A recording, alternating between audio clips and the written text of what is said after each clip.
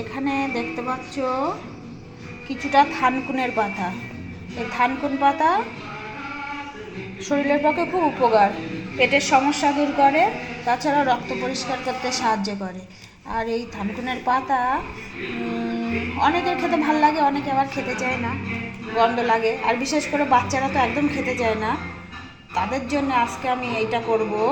এই যে এখানে মসুরের ডাল ভিজিয়ে রেখেছিলাম, জল ঝরিয়ে নিয়েছি। আজকে আমি করব থানকুনের পাতা দিয়ে মসুরের ডালের বড়া। ততক্ষণ এই মিক্সিতে করে এই মসুরের ডালটা ভালো করে পেস্ট করে নেব, আর দুটো কাঁচা লঙ্কা কুচে দেব, আর পাতাগুলো এরকম গোটা গোটাই থাকবে। দিয়ে আজকে তৈরি করব থানকুনের পাতার বড়া।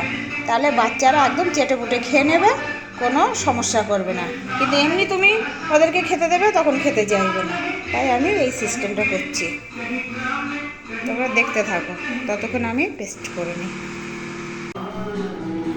এবার ডালটা ভালো করে পেস্ট করে নিয়েছি, 4টে কাঁচা লঙ্কা কুচে নিয়েছি, থানকুনের পাতাগুলো দিয়ে দিয়েছি, আর দিয়ে দেব সামান্য হলুদ গুঁড়ো, আর দেব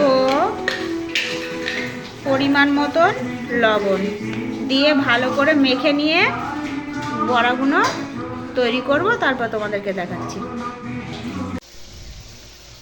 এবার দেখো বড়াগুলো কি সুন্দর লাল লাল করে ভেজে নিয়েছি। এবার আমি এটাকে নামিয়ে ফেলবো।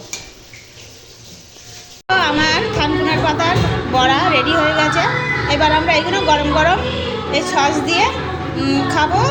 আর মুড়ির সঙ্গেও খেতে পারবে, আবার ভাতের সঙ্গেও খেতে পারবে, কোনো অসুবিধা নেই। তোমরা করে খেয়ে দেখবে আর কমেন্ট করে জানাবে। লাইক শেয়ার সাবস্ক্রাইব অবশ্যই করবে। ধন্যবাদ বন্ধুরা।